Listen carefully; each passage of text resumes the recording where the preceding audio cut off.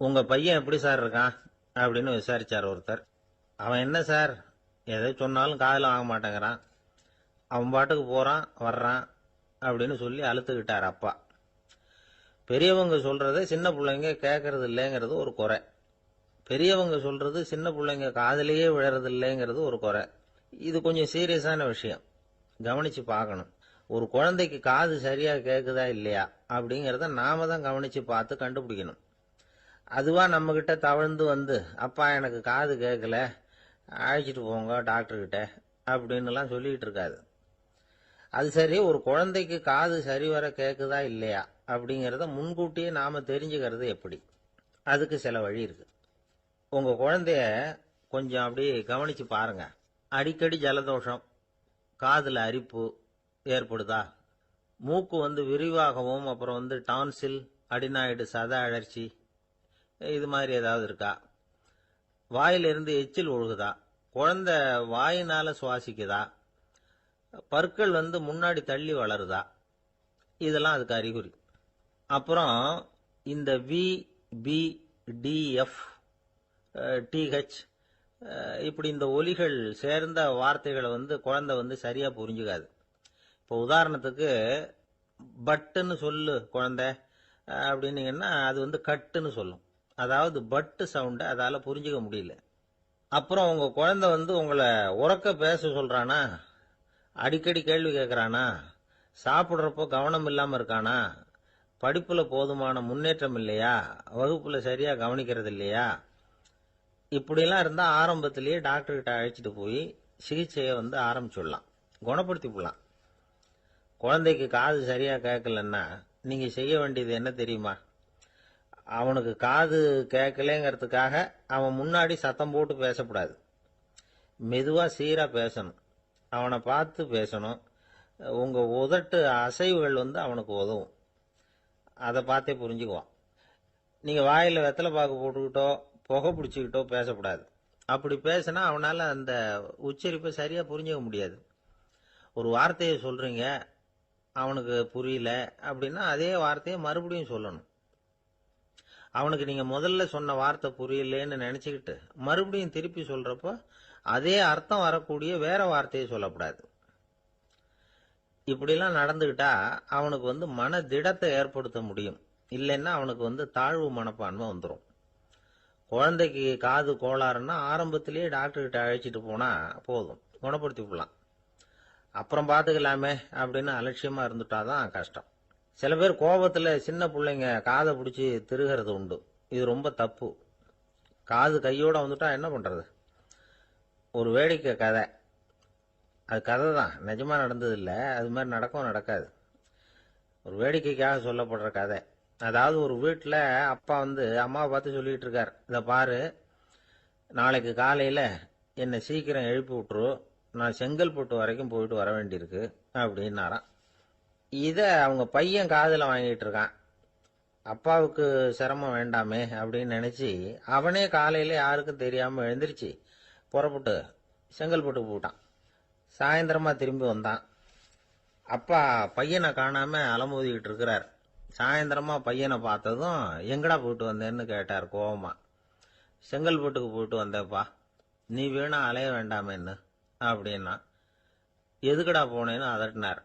அதான்ப்பா, நீ நேற்று அம்மா கிட்ட சொல்லிக்கிட்டு இருந்த, அதை காதில் வாங்கினேன், உனக்காக நான் போயிட்டு வந்தேன் அப்படின்னா. உடனே எந்த காதில் வாங்கினேன் அப்படின்னு சொல்லி காதை பிடிச்சி திருகினார். அந்த காது கையோட வந்துட்டுது. இது நடந்து கொஞ்ச நாள் கழிச்சு அந்த அப்பாவும் பையனும் கடத்தெருவில் போயிட்டு இருக்கிறாங்க. எதிரில் ஒரு நாய் ஓடி வந்தது. அதுக்கு 2 காதும் இல்லை. என்ன இது, இந்த நாய்க்குட்டிக்கு 2 காதும் இல்லை அப்படின்னாரு அப்பா. அதுக்கு பையன் சொல்றான், அப்பா அது 2 தடவை செங்கல்பட்டுக்கு போயிட்டு வந்துருவோம் அப்படின்னா. காஞ்சிபுரத்துல பல்லவ ராஜா ஒரு கோவில் கட்டினார், கைலாசநாதர் கோவில். அதுக்கு கும்பாபிஷேகம் பண்றதுக்கு ஒரு நாள் குறிப்பிட்டு அதுக்கு வேண்டிய ஏற்பாடுகள்லாம் பண்ணினார்.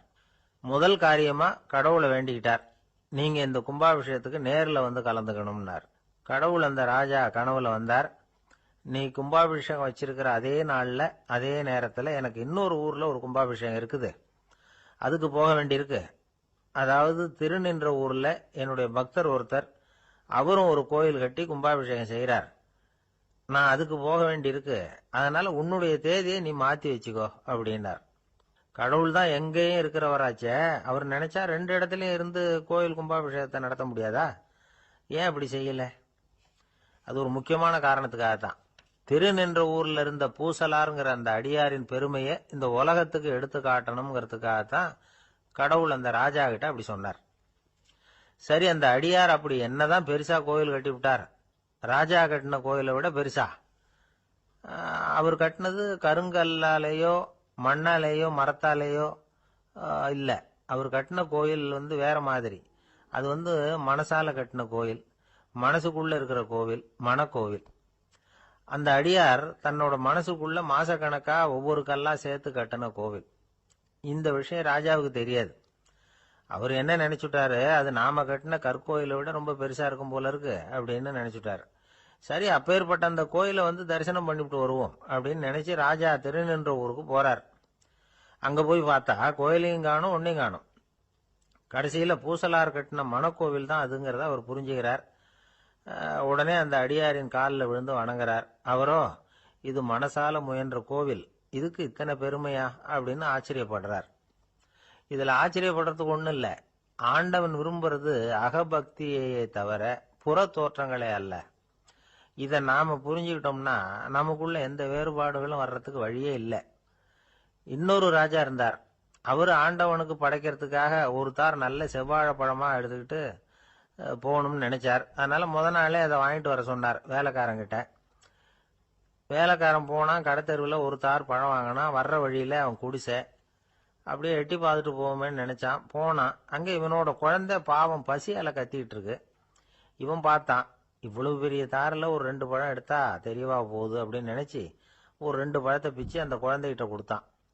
அது அதை வாங்கி வயிறார சாப்பிட்டுது. பசி அடங்குச்சு, விளையாட போயிட்டுது. இவன் அதுக்கப்புறம் வாழைப்பழத்தை எடுத்துக்கிட்டு அரண்மனைக்கு வந்தான். 2 பழம் பிச்சிருக்கிறது ராஜாவுக்கு தெரிஞ்சு போச்சு. இவன் உண்மையை சொல்லிவிட்டான். உடனே ராஜா, கடவுளுக்கு படைக்க வேண்டிய பொருளை குழந்தை எச்சில் பண்ண விட்டுருக்கியே அப்படின்னு சொல்லி அவனை கட்டி வச்சு சாட்டையால் அடிச்சார் பாவம். மறுநாள் பழத்தை கோயிலுக்கு எடுத்துட்டு போனார். கடவுள் முன்னாடி வச்சார். கடவுள் கண்ணை திறந்து பார்த்தார், பழம்லாம் அழுகி இருக்குது. என்ன இது அழுகி போன பழம் அப்படின்னார். ராஜா முழிச்சார். நல்லா தானே இருந்தது அப்படின்னு நினைச்சார். அப்போ கடவுள் அந்த ராஜா கிட்ட சொன்னாராம், இத பாருப்பா, இந்த தாரில் 2 பழம் தான் நல்ல பழம். அந்த 2 பழங்களையும் நேத்திக்கே நான் சாப்பிட்டுட்டேன் அப்படின்னாராம். அப்பதான் ராஜாவுக்கு புரிஞ்சுது, ஏழை குழந்தையின் பசியை தீர்க்கறதுக்காக உதவுன அந்த 2 பழம் தான் இறைவன் சாப்பிட்ட பழம்னு. இறைவன் இருக்கிற இடம் எது? இதுதான். ஒரு கணவன் மனைவி எப்ப பார்த்தாலும் அவங்க 2 பேருக்கும் இடையில சண்டை வந்துகிட்டே இருந்தது. இதுல என்ன ஆச்சரியங்கிறீங்களா? நான் அதுக்காக சொல்ல வரல, இது வேற விஷயம். அதாவது சண்டை போடாம இருக்கிறதுக்கு வழி சொல்ற தகவல் இது. நான் சொன்ன அந்த கணவன் மனைவி எப்படின்னா, கணவன் ஒரு வார்த்தை சொன்னா மனைவி கிட்ட இருந்து 2 வார்த்தை பதிலா வரும். இதுக்கு கணவன் கிட்ட இருந்து 4 வார்த்தை பதிலா வரும். இப்படி வார்த்தைகள் பெருகி போய் கடைசியில வம்புல முடியும். அந்த அம்மா பொறுத்து பொறுத்து பார்த்தாங்க. அவங்களால தாக்கு பிடிக்க முடியல. பக்கத்து வீட்லயும் ஒரு கணவன் மனைவி இருந்தாங்க. அவங்களுக்குள்ள சண்டை வர்றதில்லை. அது எப்படி அவங்களால மட்டும் சண்டை போடாம இருக்க முடியுது அப்படின்னு இந்த அம்மாவுக்கு ஆச்சரியம். ஒரு நாள் நேரா பக்கத்து வீட்டு அம்மா கிட்டே போய், ஏம்மா, நீங்க எப்படி கணவனும் மனைவியும் சண்டை போட்டுக்காம இருக்கிறீங்க? அது எப்படி முடியுது உங்களால அப்படின்னு கேட்டாங்க. அதுக்குன்னு ஒரு மருந்து இருக்குது, அதை சாப்பிட்டா சண்டை வராது அப்படின்னாங்க அவங்க. சரிங்க, அந்த மருந்தை அவரு சாப்பிட மாட்டாரே, மாட்டேன்னு சொல்லிட்டா என்ன பண்றது அப்படின்னு கேட்டிருக்கிறாங்க இவங்க. அந்த மருந்து அவருக்கு இல்லம்மா, உனக்கு தான் அப்படின்னாங்களாம் அவங்க. அப்படியா? அப்படின்னா கொடுங்க, ரொம்ப நல்லதா போச்சு. அதை எப்படி சாப்பிடுறதுங்கிற விவரத்தையும் சொல்லுங்க, எங்க அது கிடைக்கும்ங்கிறதையும் சொல்லுங்க, வாங்கிக்கிறேன் அப்படின்னு கேட்டாங்களாம் இவங்க. வேற எங்கேயும் போய் வாங்க வேண்டாம், என்கிட்டயே இருக்க அந்த மருந்து, அதுல கொஞ்சம் தர்றேன், வாங்கி வச்சுக்க. உன் வீட்டுக்காரர் உன்னோட சண்டைய ஆரம்பிக்கிற போலாம் நீ இந்த மருந்துல 1 ounce வாயில ஊத்திக்கணும். அதை உடனே குடிச்சிடக்கூடாது. ஒரு 5 நிமிஷமாவது அது வாயில இருக்கணும். அதுக்கப்புறம் குடிச்சுடலாம் அப்படின்னு சொல்லி ஒரு பாட்டில் மருந்தை இந்த அம்மா கிட்ட கொடுத்து அனுப்புனாங்களாம். மருந்தை எடுத்துக்கிட்டு இந்த அம்மா வீட்டுக்கு வந்திருக்கிறாங்க. வீடு பூட்டி இருந்ததுனால கணவன் வாசல்லையே காத்துக்கிட்டு இருக்கிறான். மனைவியை கண்டதும் சண்டை போட ஆரம்பிச்சுட்டான். வீட்டை பூட்டிவிட்டு எங்க போய் தொலைஞ்ச, எவ்வளவு நேரமா ஒரு மனுஷன் வாசல்லையே காத்துட்டு கிடக்கிறது அப்படி இப்படின்னு கத்த ஆரம்பிச்சுட்டான். மனைவி இதுக்கு பதிலே சொல்லல. அந்த அம்மா பேசாம வீட்டை திறந்தாங்க. சமையல் அறைக்குள்ள போனாங்க. ஒரு அவுன்ஸ் மருந்த வாயில ஊத்திக்கிட்டாங்க. அன்னைக்கு சண்டை மேற்கொண்டு வளரவே இல்லை, நின்னுட்டுது. மருந்து பரவாயில்ல. அதுக்கப்புறம் பல சந்தர்ப்பங்கள்ல சண்டை வரும் போல இருக்கிற போலாம் இந்த மருந்து அதை நிறுத்தியிருக்கு. பிரமாதமான மருந்தா இருக்குது இது. இதை கொஞ்சம் அதிகமாகவே வாங்கி வீட்டில் வச்சுக்க வேண்டியதுதான் அப்படின்னு முடிவு பண்ணிட்டு இந்த அம்மா மறுபடியும் பக்கத்து வீட்டு அம்மாகிட்ட போனாங்க. எவ்வளவு விலையானாலும் சரி, நான் காசு கொடுத்து வாங்கி வச்சுக்கிறேன். எந்த கடையில் இருக்கு இந்த மருந்து சொல்லுங்க அப்படின்னு கேட்டாங்க. இந்த மருந்துக்கு விலையே கிடையாதுங்க, இலவசமாகவே கிடைக்கும்னாங்களாம் அவங்க. அது எப்படி விலை இல்லாமல் இதை விற்க முடியுது அப்படின்னு கேட்டாங்களாம் இவங்க. அது மருந்தா இருந்தா தானே விலை வைக்கிறதுக்கு, அது வெறும் தண்ணி தானே அப்படின்னாங்களாம். வெறும் தண்ணியா சண்டையை நிறுத்துது அப்படின்னு இருக்காங்க இவங்க. அது சண்டையை நிறுத்தல, உன்னோட மௌனம் தான் சண்டையை நிறுத்துது. நீ வாயில தண்ணியை வச்சுக்கிறதுனால எதிர்த்து பேசுறது இல்ல, அதனால உன்னுடைய கணவர் கோபம் சாந்தமாயிடுது அப்படின்னாங்களாம் அவங்க. இந்த கதையிலிருந்து சண்டையை நிறுத்துற மருந்து எதுன்னு தெரிஞ்சுக்கிட்டோம் இல்லையா. ஒருத்தர் என்ன பண்ணாரு, பாட்டில்ல தண்ணியை ஊத்தி வச்சுக்கிட்டு அவர்கிட்ட வர்றவங்களுக்கெல்லாம் இதை சிபாரிசு பண்ணலாம்னு நினைச்சுக்கிட்டு உட்காந்துருந்தார். ஒரு அம்மா வந்தாங்க. இதை கேட்டுட்டு இதையே ஒரு மருந்து மாதிரி கொடுக்கலாம்ங்கிறது அவர் முடிவு. அதனால பாட்டிலில் தண்ணி அடைச்சி வச்சுக்கிட்டு அதில் கலருக்காக என்னத்தையோ ஒரு ஜீரகம் அது மாதிரி எதையாவது கலந்து வச்சுக்கிட்டு ஒரு மருந்து மாதிரி ஒரு பாவனையில் வச்சுக்கிட்டு உட்காந்துருக்காரு. யாராவது வீட்டில் சண்டைன்னா என்கிட்ட வாங்க மருந்து தரேன்னு. ஒரு அம்மா வந்தாங்க. எனக்கும் என் வீட்டுக்காரருக்கும் அடிக்கடி சண்டை வருதுங்க அப்படின்னு இருக்காங்க. கவலைப்படாதம்மா, நான் ஒரு மருந்து தரேன்னு சொல்லி வீட்டுக்குள்ளே போய் ஒரு பாட்டில் எடுத்து வந்து கொடுத்தார். பாட்டிலில் இருக்கிறது என்னங்கிறத சொல்லிவிட்டா அது பேரில் மரியாதை வராது இல்லையா, அதனால சொல்லல. அந்த அம்மா வாங்கிட்டு போனாங்க. 4 நாள் கழிச்சு திரும்பி வந்தாங்க. என்னம்மா வீட்டில் சண்டை நின்று போச்சான்னு கேட்டிருக்காரு இவர். அங்கே நின்று போச்சுங்க, இப்போ உங்ககிட்ட ஆரம்பமாக போகுதுன்னாங்களாம். என்னம்மா அப்படின்னு இருக்காரு இவர் பயந்து போய். பின்ன என்னங்க, நீங்கள் என்ன மருந்து கொடுத்துருக்குறீங்க என்னங்க அப்படின்னாங்களாம் கோவமா. அது வெறும் தண்ணி தானே அப்படின்னு இருக்காரு இவர். தண்ணியா இது, நல்லா பாருங்க அப்படின்னு அந்த பாட்டில் நீட்டினாங்களாம். இவர் வாங்கி பார்த்துருக்காரு. அப்புறம் தான் விஷயம் புரியுது அவருக்கு. இவர் கை தவறுதலா அவங்க வீட்டில் இருந்த மண்ணெண்ணெய் பாட்டில் எடுத்து அவர்கிட்ட கொடுத்துருக்குறாங்க. அப்புறம் என்ன ஆகும், சண்டை வராம. ஆந்திர நாட்டில் ஒரு அரசர் இருந்தார். அந்த அரசர்கிட்ட ஒரு அமைச்சர் இருந்தார். அந்த அமைச்சர் பேரு ராயண பாஸ்கர். அவர் ஒரு பெரிய அறிவாளி. அது மட்டும் இல்ல, மிகச்சிறந்த கொடையாளி. யார் எது கேட்டாலும் இல்லைன்னு சொல்ல மாட்டாராம். அதன் காரணமாகவே அவர்கிட்ட இருந்த செல்வம் நாளுக்கு நாள் குறைஞ்சிக்கிட்டே வந்துட்டு தான். கடைசியில் குடும்பத்துக்குன்னு எதுவும் வைக்காமலே அவர் போய் சேர்ந்துட்டார். மகனும் இறந்துட்டார். அந்த குடும்பத்தில் மிஞ்சி இருந்தது அவருடைய மருமகள், ஒரு பேரன், அவ்வளவுதான். இருந்த ஒரே சொத்து பழுதடைஞ்ச ஒரு வீடு. அந்த அம்மா மற்ற வீடுகளில் வேலை செஞ்சு தன்னுடைய பிள்ளைய படிக்க வச்சுக்கிட்டு வராங்க. அந்த புள்ள ஒரு பெரிய வள்ளலுடைய பேரன்கிறது அந்த பள்ளி வாத்தியார்களுக்கும் தெரியும். அதனால அவங்களும் இவங்கிட்ட கொஞ்சம் அன்பாகவும் அக்கறையாகவும் பழகி பாடம் சொல்லி கொடுத்துக்கிட்டு இருக்கிறாங்க.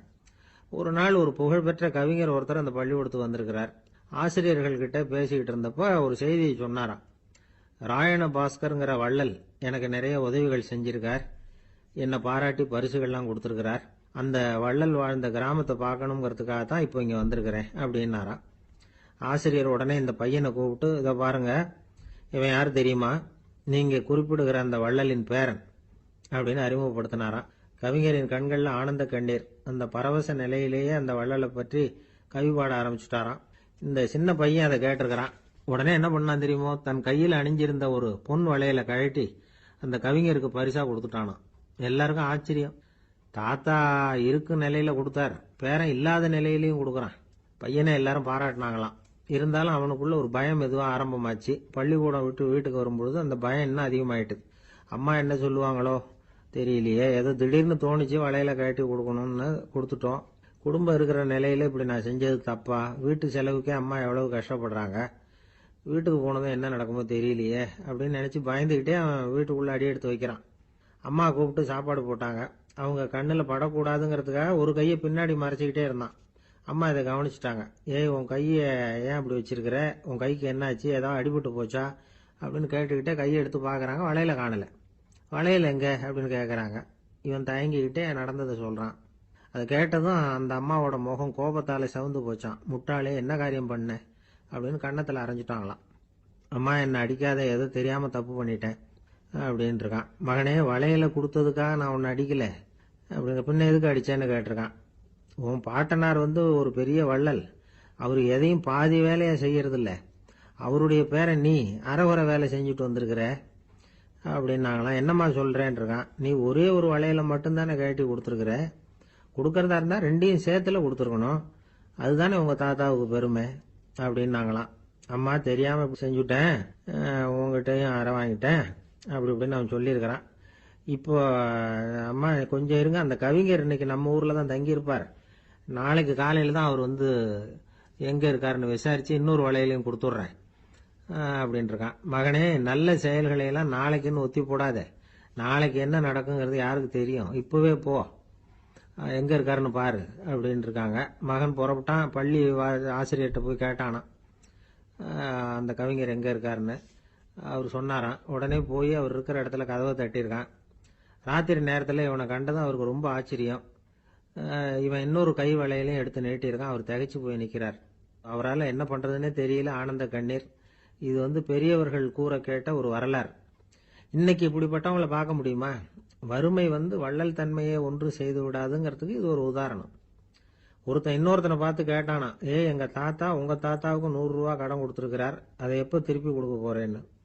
கவலைப்படாத, எங்க பேரன் அதை உங்க பேரன்ட்ட திருப்பி கொடுத்துருவான் அப்படின்னு நானா. ஒரு ஊர்ல ஒரு மன்னர் இருந்தார். புத்தி கூர்மை உள்ள ஒரு மன்னர். பொதுவா மன்னர்களுக்கு சந்தேகம் வந்தா சபையில உள்ள சான்றோர்கள் கிட்ட கேட்டு தெரிஞ்சுக்கிறது தானே வழக்கம். ஆனா இங்க அப்படி இல்லை. மற்றவங்களுக்கு சந்தேகம் வந்தா மன்னர்கிட்ட வந்து கேட்டு தெரிஞ்சுக்குவாங்க. அது மாதிரி கேட்டு தெரிஞ்சுக்கிறதுக்காக ஒரு பெரியவர் ஒரு நாள் வந்தார். அவர் கையில 3 பொம்மைகள் வச்சிருந்தார். 3 ஒரே மாதிரி பொம்மைகள், கொஞ்சம் கூட வித்தியாசம் தெரியல. ஏது இந்த பொம்மைன்னு கேட்டார் மன்னர். எனக்கு வேண்டியப்பட்ட ஒருத்தங்கிட்ட இருந்து இதை வாங்கிட்டு வந்திருக்கிறேன். நான் தான் அவன்கிட்ட இந்த பொம்மையை செஞ்சு கொடுக்க முடியா கேட்டுக்கிட்டேன். அவன் ரொம்ப புத்திசாலி, அவன் தான் இதை செஞ்சு கொடுத்தான். ஆனா அதுல ஒரு சிக்கல் அப்படின்னார். என்ன பிரச்சனைன்னு கேட்டிருக்காரு இவர். நான் அவன்கிட்ட கேட்டது 3 விதமான பொம்மைகளா இருக்கணும்னு கேட்டேன். அவன் என்னடான்னா 3 ஒரே மாதிரியா செஞ்சு கொடுத்துட்டான் அப்படின்னார். அவங்கிட்டயே கேட்கறது தானே அப்படின்னு இருக்காரு இவர். கேட்டேன். அவன் என்ன சொல்றான்னா, இது 3 ஒரே மாதிரி பொம்மை கிடையாது, 3 விதம், ஒண்ணுக்கு ஒண்ணு வித்தியாசம் இருக்குது. இந்த 3 பொம்மையும் 3 விதமான நண்பர்களுக்கு உதாரணங்கள் அப்படின்னு சொல்றான். எனக்கு ஒன்றும் புரியல, அதுதான் உங்ககிட்ட வந்தேன் அப்படின்னார். சரி, அந்த பொம்மைகளை இப்படி கொடுங்க அப்படின்னு வாங்கினார் மன்னர். எடுத்துக்கிட்டு உள்ள போனார். கொஞ்ச நேரம் கழிச்சு வெளியில வந்தார். அதுக்கப்புறம் சொன்னார், இத பாருப்பா, அவன் சொன்னது சரிதான், 3 விதம் தான்.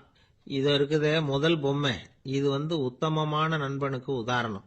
இந்த 2வது பொம்மை வந்து இது வந்து மத்தியமமான நண்பனுக்கு உதாரணம். அந்த 3வது பொம்மை இருக்குதே அது வந்து மோசமான நண்பனுக்கு உதாரணம். இதை செஞ்சவன் உண்மையிலேயே பெரிய அறிவாளி தான் அப்படின்னாராம். வந்தவருக்கு ஒன்றும் புரியல. பார்த்தா ஒன்றும் வித்தியாசம் தெரியலையே அப்படின்னு அவன் குழம்பி போய் நிக்கிறான். இப்போ அந்த மன்னர் வந்து விளக்கம் கொடுக்கிறார். அந்த 3 பொம்மையையும் எடுத்து முன்னாடி வச்சார். ஒரு மெல்லிய கம்பிய கையில எடுத்தார். அந்த முதல் பொம்மை காதுல விட்டார். கொஞ்ச தூரம் உள்ள போய் அப்படியே நின்னுட்டுது அந்த கம்பி. அப்புறம் 2வது பொம்மை காதுல அந்த கம்பியை விட்டார். அந்த கம்பி என்னாச்சுன்னா அப்படியே அது வாய் வழியா வெளில வந்தது. 3வது பொம்மை காதுல கம்பியை செலுத்தினார். அது நேரா இன்னொரு காது வழியா வெளியில வந்தது. இந்த முதல் வகை இருக்குதே, அது மாதிரியான நண்பர்கள் எப்படி தெரியுமா? நம்ம கஷ்டத்தை அவங்க கிட்ட சொன்னா பேசாம கேட்டுக்குவாங்க. வெளியில அதை யாருகிட்டையும் சொல்லிட்டு இருக்க மாட்டாங்க. வெளியில தெரியாம நமக்கு உதவி பண்ணுவாங்க. செஞ்சுட்டு அதை நான் தான் செஞ்சேன்னு சொல்லிட்டு இருக்க மாட்டாங்க. அதுதான் கம்பி ஒரு காது வழியா போய் உள்ளே நின்னுட்டுது. 2வது பொம்மையில கம்பி என்னாச்சு, ஒரு காது வழியா போய் வாய் வழியா வெளியில வருது. இது மாதிரியான நண்பர்கள் கிட்ட வந்து நாம கஷ்டத்தை சொன்னா அதை அவங்க 4 பேர்கிட்ட போய் சொல்லி நமக்காக உதவி கேட்பாங்க. நமக்குன்னு கேட்டு வாங்கி அதை நம்ம கிட்ட கொண்டுட்டு வந்து கொடுப்பாங்க. இவங்க வந்து மத்தியமமான நண்பர்கள். 3வது பொம்மையில ஒரு காது வழியா செலுத்துற கம்பி இன்னொரு காது வழியா வெளியில வந்துருது. இது மாதிரியான நண்பர்கள் கிட்ட நம்ம கஷ்டத்தை சொன்னா அவங்க காது கொடுத்து கேட்கறது மாதிரி நடிப்பாங்க. அப்படியே இன்னொரு காது வழியா அதை வெளில விட்டுருவாங்க. அதை பத்தி கவலைப்பட மாட்டாங்க. இதுதான் இந்த பொம்மைகளுக்குள்ள இருக்கிற வித்தியாசம் அப்படின்னு விளக்கம் கொடுத்தாராம் மன்னர். படிக்கிற பிள்ளைங்கள்லயே இது மாதிரி 3 வகை உண்டு. சில பேர் காதால வாங்கி மனசுல வச்சுக்குவான். சில பேர் காதால வாங்கி பேனாவால எழுதி விடுவான். சில பேர் ஒரு காதால வாங்கி இன்னொரு காதால வெளியில விட்டுருவான். ஒரு பையன் வகுப்புல ஆசிரியர் பாடம் நடத்தும் பொழுது தலையை வேகமா ஆட்டி ஆட்டி கேட்பானா. ஏன்டா இப்படி தலையை இப்படி ஆட்டுற அப்படின்னு கேட்டிருக்கான் பக்கத்துல இருந்தவன். தலையை ஆட்டினா தாண்டா ஒரு காது வழியா உள்ள போறது இன்னொரு காது வழியா வெளியில வேகமா வெளில போகும் அப்படின்னு அந்த பையன். லோகமானிய பாலகங்காதர திலகர் இருந்தார்ல, அவருக்கு 15 வயசுலயே கல்யாணம் நடந்துதான். மனைவி பேரு தபிபாய். ரொம்ப பெரிய குடும்பத்து பொண்ணு, நல்ல குணம். அவங்க குடும்பம் நடத்திக்கிட்டு இருக்கிறாங்க. அந்த காலத்துல திருடர்கள் பயம் அதிகம். இந்த காலத்துல மட்டும் என்னன்னு கேக்குறீங்களா? நீங்க கேக்குறது நியாயம்தான். இருந்தாலும் இந்த காலத்து திருடனுக்கும் அந்த காலத்து திருடனுக்கும் ஒரு முக்கியமான வித்தியாசம் உண்டு. அதாவது அந்த காலத்து திருடன்லாம் நியாயம் அநியாயம் பாக்குறது உண்டு, இந்த காலத்துல அப்படி பாக்குறது இல்லை. அந்த காலத்துல திருட வர்றவங்கள்ட்ட கூட ஒரு தார்மீக உணர்வு உண்டாம். அதாவது அப்போ உள்ள கொள்ளைக்காரங்க எதை களவாடினாலும் சரி, அரிசியை மட்டும் களவாடுறது இல்லையா, அப்படி ஒரு கொள்கை. அதனால பாருங்க, அந்த காலத்து பெண்கள் நகை நட்டுகளை பத்திரமா வைக்கணும்னா பெட்டியில வைக்கிறது இல்ல, அரிசி பானையில போட்டு வச்சு விடுறது. இப்பெல்லாம் பேங்க்ல சேஃப்டி லாக்கர்னு இருக்குல்ல, அது மாதிரி அந்த காலத்துல சேஃப்டி லாக்கருங்கிறது அரிசி பானை. வளையல், மூக்குத்தி, தோடு இப்படி எதுவா இருந்தாலும் அதுல போட்டு பத்திரமா வச்சிருவாங்க. திருடன் அரிசி பானை பக்கம் போறதில்ல. ஏன்னா சாப்பிடுற விஷயத்துல கை வைக்கக்கூடாது, அது பாவம் அப்படின்னு அவன் நினைக்கிறான். திலகரோட மனைவி தபீபாயும் அதே மாதிரி தன்னுடைய ஆபரணங்களை ஒரு அரிசி பானைக்குள்ள போட்டு மூடி வச்சிருந்தாங்களாம். இப்படி இருந்தப்போ ஒரு நாள் ஒரு பிச்சைக்கார பொண்ணு வீடு வீடா பிச்சை கேட்டுக்கிட்டே வந்திருக்குது. திலகர் வீட்டுக்கும் தர்மம் போடுங்க தாயே அப்படின்னு தான் அந்த பொண்ணு. அந்த அம்மா தபீபாய் காதுல இது விழுந்திருக்கு. உடனே கை நிறைய அரிசி அள்ளிட்டு போட்டிருக்கு. பாத்திரத்துல அரிசியை போட்டதுக்கு அப்புறம் தான் தெரியுது, பளிச்சுன்னு கண்ணுல படுது. அதாவது அந்த அம்மாவோட வைர மூக்குத்தி ஒண்ணு அரிசியோட சேர்ந்து அந்த பிச்சைக்கார பொண்ணு பாத்திரத்துல போய் விழுந்துட்டுது. இந்த அம்மாவுக்கு மனசுக்குள்ள குழப்பம், என்ன இப்படி ஆயிட்டுதே, மூக்குத்தி போயிட்டுதே, பிச்சை பாத்திரத்துல இருந்து அதை எப்படி எடுக்கிறது அப்படின்னு தயக்கம். வாயை திறந்து அதை கேட்கறதுக்கும் கூச்சம். திண்ணையில உட்கார்ந்து இருந்த திலகர் இவ்வளவையும் பார்த்துக்கிட்டு இருக்கிறார். மனைவியின் மனசுக்குள்ள நடக்கிற மௌன போராட்டத்தை அவர் நல்லா புரிஞ்சுக்கிட்டாராம். மனைவியை பார்த்து சொன்னாராம், தபீபாய், இது தெய்வ சம்மதம். அவளுக்கு சேர வேண்டிய மூக்குத்தி அவகிட்ட போயிட்டுது. பிச்சை பாத்திரத்துல விழுந்த மூக்குத்தியை எடுக்க வேணாம் அப்படின்னாராம். சரின்னு சொல்லிவிட்டு மேற்கொண்டு எதுவும் சொல்லாம அந்த அம்மா வீட்டுக்குள்ள போயிட்டாங்களாம். இந்த காலத்துல எல்லாம் அது மாதிரி நடக்குமா? வெறும் அரிசியை போட்டுட்டு விவகாரம் பண்ணிட்டு இருக்க மாட்டோமா? ஒரு பெரிய மனுஷன் வீட்டுக்கு ஒரு பிச்சைக்காரன் வந்தான். ஐயா, நாங்க பிச்சைக்காரங்கள்லாம் சேர்ந்து ஒரு சங்கம் வச்சிருக்கிறோம், அதுக்கு நிதி சேர்க்கிறோம், அதுக்கு ஒரு 100 ரூபா கொடுத்தீங்கன்னா எங்களுக்கு பெரிய உதவியா இருக்கும் அப்படின்னானா. அதெல்லாம் ஒன்றும் கொடுக்க முடியாது போ அப்படின்னாராம் அவரு. அப்படின்னா ஒரு 50 ரூபாயாவது கொடுங்களேன் அப்படின்னு இருக்கான். அதுவும் முடியாதுன்னு சொல்லிவிட்டார். 25 ரூபா அப்படின்னு இருக்கான். எதுவும் முடியாது அப்படின்னாராம். சரிங்க, இவ்வளவு பெரிய வீட்டுக்கு வெறுங்கையோட திரும்புறது நல்லா இருக்காது, அதனால சும்மா ஒரு 1 ரூபா மட்டுமாவது கொடுங்க அப்படின்னு இருக்கான் அவன். ஒரு பைசா கூட என்கிட்ட கிடையாது அப்படின்னு விட்டாரான் இவர். அப்படின்னா நீங்க ஒரு காரியம் பண்ணுங்களேன் அப்படின்னானா அவன். என்ன செய்யணும் அப்படின்னு இருக்கார். எங்க சங்கத்துல நீங்களும் ஒரு மெம்பரா சேர்ந்துருங்க அப்படின்னா. ஒரே ஒரு ஊர்ல ஒரு அம்மா இருந்தாங்க. அந்த அம்மாவுக்கு ஒரே ஒரு பிள்ளையாண்டான். அவனுக்கு ரொம்ப அக்கறையோட கல்யாணம் பண்ணி வச்சாங்க. கல்யாணம் முடிஞ்சதும் மருமக பொண்ணு வீட்டுக்கு சேர்ந்தது. அப்பாடா, என் கடமை முடிஞ்சது, இனிமே அக்கடான்னு எங்கேயாவது ஒரு மூலையில படுத்து கிடக்கலாம் அப்படின்னு நினைச்சாங்க அந்த அம்மா. ஆனா நினைக்கிறபடி எங்க நடக்குது? அதுக்கப்புறம் தான் பிரச்சனையே ஆரம்பமாச்சு. மருமகள் குணம் சரியில்லை, ஒரு மாதிரி. அந்த பொண்ணு வீட்டுக்கு வந்ததுமே முதல் வேலையா மாமியாரை பார்த்து, அதுதான் நான் வந்துட்டேன்ல, இனிமே உங்களுக்கு என்ன வேலைங்க, புறப்பட வேண்டியது தானே, காசி ராமேஸ்வரம்னு எங்கேயாவது போங்க அப்படின்னுட்டு தான்.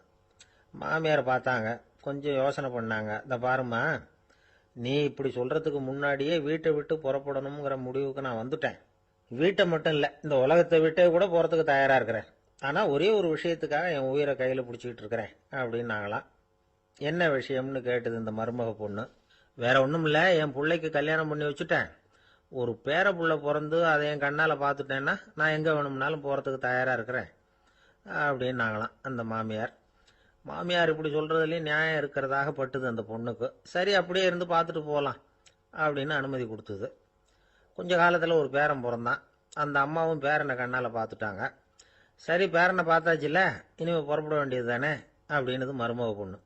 மாமியார் பார்த்தாங்க, நீ சொல்றது சரிதாம்மா, அதுல ஒன்றும் தப்பு இல்லை, என்னோட பேரன் உங்களை அம்மா அப்பான்னு கூப்பிடுறத என் காது குளிர கேட்டுட்டு போயிடுறேனே அப்படின்னாங்களாம். சரி, அந்த ஆசையை நிறைவேறட்டும் அப்படின்னு காத்துக்கிட்டு இருந்தாங்க. பேரன் வளர்ந்தான், நடந்தான், பள்ளிக்கூடம் போனா, பெரியவனானா. மருமக பொண்ணு மறுபடியும் மாமியாரை விரட்ட ஆரம்பிச்சுட்டுது, இன்னும் புறப்பில்லையான்னு. இதை பாருமா, இது வரைக்கும் இருந்தது இருந்துட்டேன். பேரனோட கல்யாணத்தையும் கண்ணால் பார்த்தாதான் இந்த கட்டை வேகும் போல இருக்குது அப்படின்னு சொல்லி ஒரு மாதிரியா பேச ஆரம்பித்தாங்க. இதுவும் நியாயமான ஆசையாக தான் படுது அப்படின்னு அது யோசிச்சிருக்கு அந்த பொண்ணு. சரின்னு அதுக்கும் ஒத்துக்கிட்டது. உடனே பேரனுடைய கல்யாணமும் முடிஞ்சது ஒரு வழியா. இனிமே ஒரு நொடி கூட இங்கே இருக்கக்கூடாது, புறப்படுங்க அப்படின்னு மாமியாரை விரட்டிச்சான் அந்த பொண்ணு. இப்போ அந்த மாமியார் தன்னோட மருமகளை பார்த்து சொல்கிறாங்க, இதோ கிளம்பிட்டேம்மா, என் மூட்டை முடிச்செல்லாம் கட்டிக்கிட்டேன், புறப்பட்டுவிட்டேன். அப்படியே நீயும் உன் துணிமணிகளை மூட்டை கட்டிக்கிட்டு கிளம்பிடும், என்னோட சேர்ந்து 2 பேருமா சேர்ந்து போயிடலாம் அப்படின்னாங்களாம். அந்த பொண்ணு முழிக்குது. முழிக்காதே, உனக்கும் ஒரு மருமக வந்துட்டா, இனிமேல் நீயும் ஒரு மாமியார் தானே, உனக்கும் இனிமேல் இங்கே வேலை இல்லை, புறப்படு அப்படின்னாங்களாம். அப்போ தான் அந்த பொண்ணு சிந்திக்க ஆரம்பிச்சுதான், தன்னோட தவறு புரிஞ்சுதான். இந்த தகவலை கேட்டுக்கிட்டு இருக்கிற மருமகள்லாம் இதை பற்றி கொஞ்சம் யோசிச்சு பார்க்கணுங்கிறதுக்காகத்தான் இதை சொல்கிறோம் மாமியார்கள் சார்பாக. கொஞ்ச நாளைக்கு முன்னாடி ஒரு பொண்ணை பார்த்து பேசுகிற சந்தர்ப்பம் கிடைச்சிது ஒரு கல்யாண வீட்டில். அந்த பொண்ணு சொல்லிச்சு, சார் எனக்கு கல்யாணம் ஆகி 15 வருஷம் ஆகுது, நான் மாமியார்கிட்ட சண்டை போட்டதே இல்லை அப்படின்னு ரொம்ப அடக்கமாக சொல்லிச்சு. அது எப்படிம்மா சாத்தியமாச்சுன்னு கேட்டோம். எனக்கு கல்யாணம் ஆகி 15 வருஷம்தான் ஆச்சு, ஆனால் என் மாமியார் செத்து போய் 20 வருஷத்துக்கு மேலே ஆயிட்டுது அப்படின்னுது. ஒரு ஆளை அடையாளம் கண்டுபிடிக்கணும்னா அதுக்கு சுலபமான வழி என்ன? முகத்தை பார்த்து கண்டுபிடிக்கிறது தான். ஆனால் மனுஷன் தப்பு பண்ண ஆரம்பிக்கும் பொழுது அவனை கண்டுபிடிக்கிறதுக்கு வேற வழிகளை தான் கையாள வேண்டியிருக்கு. கைரேகை அதுக்கு ரொம்ப உபயோகப்படுது. கைரேகைகள் ஒருத்தருக்கு இருக்கிறது மாதிரி இன்னொருத்தருக்கு இருக்கிறது இல்லை. பல் வரிசையும் அப்படிதான். ஏமாத்துறவங்க அதிகமாக போனால் இருக்கிறவங்க எச்சரிக்கையாக இருக்க வேண்டியிருக்குது. பயோமெட்ரிக்ஸ் அப்படிங்கிறது ஒரு பெரிய தொழில்நுட்பம். இதை உபயோகப்படுத்தி சில பாதுகாப்பு உத்திகளை எல்லாம் உருவாக்கி இருக்கிறாங்க அமெரிக்காவில். வீட்டுக்கு சொந்தக்காரர் குரல் கொடுத்தா கதவு திறக்கும், அல்லது அவர் கை வச்சா கதவு திறக்கும். மற்றவங்க யார் என்ன பண்ணாலும் கதவு திறக்காது. இது ஒரு முறை. அவரோட குரல் அல்லது கைரேகை ஒரு எலக்ட்ரானிக் சாதனத்தில் ஏற்கனவே பதிவு பண்ணப்பட்டிருக்கும். இவர் குரல் கொடுக்கறப்போ அல்லது கையை வைக்கிறப்போ அதை ஒப்பிட்டு பார்த்து சரியா இருந்தா கதவு திறக்கிறது மாதிரி ஒரு ஏற்பாடு. இதே மாதிரி ஒருத்தரோட விழித்திரையில உள்ள இரத்த குழாய் அமைப்பு பாருங்க, அது கூட ஒருத்தருக்கு இருக்கிறது மாதிரி இன்னொருத்தருக்கு இருக்கிறது இல்லை. அதனால அதை வச்சு அடையாளம் கண்டுபிடிக்கக்கூடிய சாதனங்களும் இப்போ பழக்கத்துக்கு வந்தாச்சு. கைரேகையை ஒப்பிடுற சாதனத்தை விட விழித்திரை இரத்த குழாய் அமைப்பை அடையாளம் காணுற சாதனம் இருக்கு பாருங்க, இது ரொம்ப நுட்பமானது. இது நம்ப தகுந்தது. ஒரு ஆளை அடையாளம் கண்டுபிடிக்கிறதுக்கு இது எடுத்துக்கிற நேரம் 1 வினாடி தான். ஒரு கருவி இருக்கும், அதுல உள்ள ஒரு சிறு துளையில கண்ணை வச்சு பார்க்கணும். உடனே இந்த சாதனம் குறைந்த சக்தி உள்ள இந்த அக சிவப்பு ஒளியை பாய்ச்சி அவரது விழித்திரையின் இரத்த குழாயை ஆராய்ச்சி பண்ணி ஏற்கனவே அதோட நினைவு பெட்டகத்துல பதிவு பண்ணி வச்சிருக்கிறோமே அந்த அமைப்புகளோட இதை ஒப்பிட்டு பார்த்து சரியான ஆள் தானா இல்லையா அப்படின்னு அடையாளம் காட்டிவிடும். குரலை வச்சு அடையாளம் கண்டுபிடிக்கிறதும் இந்த பயோமெட்ரிக்ஸ் முறைகள்ல ஒண்ணு. ஒரு நபரோட குரல்ல டிஜிட்டல் குறியீடுகளை மாத்தி பதிவு பண்ணிக்கிட்டு மீண்டும் அதே குரலை இனம் காணக்கூடிய சாதனங்கள் ஏற்கனவே அமெரிக்காவில எல்லாம் விற்பனைக்கு வந்தாச்சு. ஒரு ஆளுக்கு ஜலதோஷம் பிடிச்சிருந்தா கூட அந்த சாதனம் சரியாவே கண்டுபிடிச்சிருமா. குரலை மாத்தி பேசுறவங்க கூட இந்த கருவியை ஏமாற்ற முடியாது.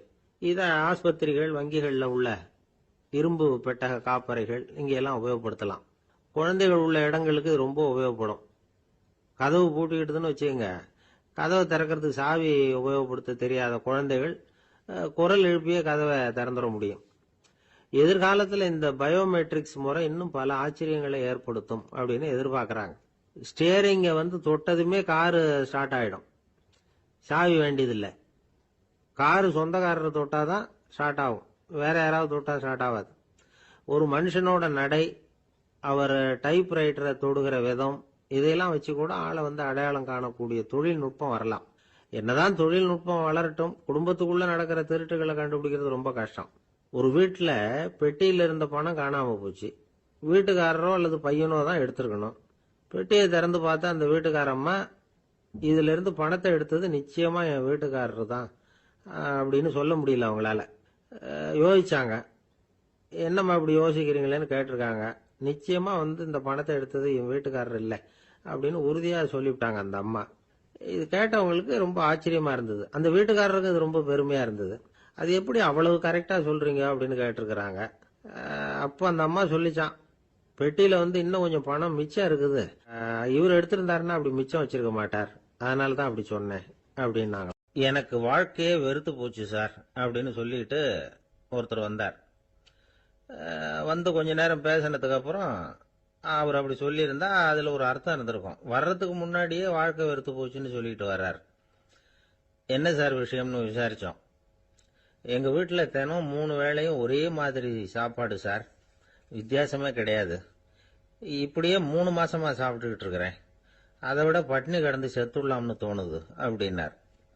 ஒரு பெரியவர் சொன்ன தத்துவத்தை சொல்றதுக்கு ஆள் கிடைக்காம தவிச்சுக்கிட்டு இருந்தோம். இப்போ ஒருத்தர் கிடைச்சிட்டார், விட்டுலாமா? உடனே அவரை உட்கார வச்சு சொல்ல ஆரம்பிச்சிட்டோம். அதாவது நாம அனுபவிக்கிற உணர்வுகள்ல களிப்பு, மகிழ்வு, ஆனந்தம், இது 3க்கும் ஒண்ணுக்கு ஒண்ணு வித்தியாசம் உண்டு. மேம்போக்கா பாக்கிறதுக்கு இது 3 ஒண்ணு மாதிரி தோணும். ஆனா அது அப்படி இல்லை. களிப்புங்கிறது உடம்ப பொறுத்தது, மகிழ்வுங்கிறது மனசை பொறுத்தது, ஆனந்தம்ங்கிறது ஆன்மாவை பொறுத்தது. இப்படி இந்த 3 வகையான அந்த சுவைப்புகளின் தன்மையும் வேற வேற. இப்ப முதல்ல களிப்புங்கிறத எடுத்துக்குவோம். நம்ம புலன்களுக்கு களிப்பை தரக்கூடிய பொருள்களுக்கு சில விசேஷ குணம் உண்டு. அது எப்படின்னா, சீக்கிரமே சலிப்பை உண்டு பண்ணும். ஒருத்தர் அந்த பொருளை எடுத்துக்கிட்டா அது இன்னொருத்தருக்கு குறைஞ்சிரும். உணவு, உடை, இதெல்லாம் வந்து களிப்பை தரக்கூடிய பொருள்கள். இப்போ உதாரணத்துக்கு, ஒரு சாப்பாட்டு மேசையில ஒரு பாத்திரத்துல 10 இட்லி இருக்கு. அதுல ஒரு 2 இட்லிய நம்ம தட்டுல எடுத்து வச்சு சாப்பிட்றோம். நாம சாப்பிட்ட அந்த இட்லி நிச்சயமா எதிரில் உட்கார்ந்துருக்கிறவருக்கு இல்லை, அவருக்கு உபயோகப்படாது. நாம சாப்பிட்ட அதே இட்லியை அவரும் சாப்பிட முடியாது, அவர் வேறதான் எடுத்து வச்சுக்கணும். அது மாதிரி நாம ஒரு சட்டையை எடுத்து போட்டுக்கிறோம், அதே சட்டையை அதே நேரத்தில் இன்னொருத்தர் போட்டுக்க முடியாது. புலன்களுக்கு களிப்பை தரக்கூடிய இது மாதிரி பொருள்கள்லாம் முதல் தடவை நமக்கு கொடுக்கிற களிப்பை 2வது தடவையும் கொடுக்காது. 3வது தடவை இன்னும் குறையும், கடைசியில வெறுப்பாக மாறிடும். ஒவ்வொன்னா இட்லியை தொடர்ந்து சாப்பிட்றோம்னு வச்சுக்கோங்க, முதல் இட்லி தரக்கூடிய சுவையை 30வது இட்லி தராது. முதல் தடவை புது சட்டையை போட்டுக்கிறப்ப நமக்கு இருக்கிற களிப்பு அதே சட்டையை வந்து 100வது தடவையா போட்டுக்கிறோம்னு வைங்க, அப்ப இருக்குமா? இருக்காது. இதுதான் களிப்பு. அதாவது சீக்கிரமே சலிப்பை தரக்கூடியது. ஒருத்தர் எடுத்துக்கிட்டா இன்னொருத்தருக்கு குறைஞ்சு போகக்கூடியது. ஆனா மகிழ்ச்சிங்கிறது அப்படி இல்லை. ஒருத்தர் அனுபவிக்கிறதுனால இன்னொருத்தருக்கு குறைஞ்சு போகாது. இப்ப காலையில சூரியன் உதயம் ஆகிறத பார்த்து சந்தோஷப்படுறோம், அதையே இன்னொருத்தரும் பார்த்து சந்தோஷப்படலாம். ஒரு நல்ல சங்கீதத்தை கேட்கிறோம், ஒரு அழகான ஓவியத்தை ரசிக்கிறோம், நீங்க ரசிக்கிற அதே நேரத்தில் இன்னொருத்தரும் அதை ரசிக்கலாம். அதனால அது குறைஞ்சு போறது இல்லை. இது மகிழ்வு.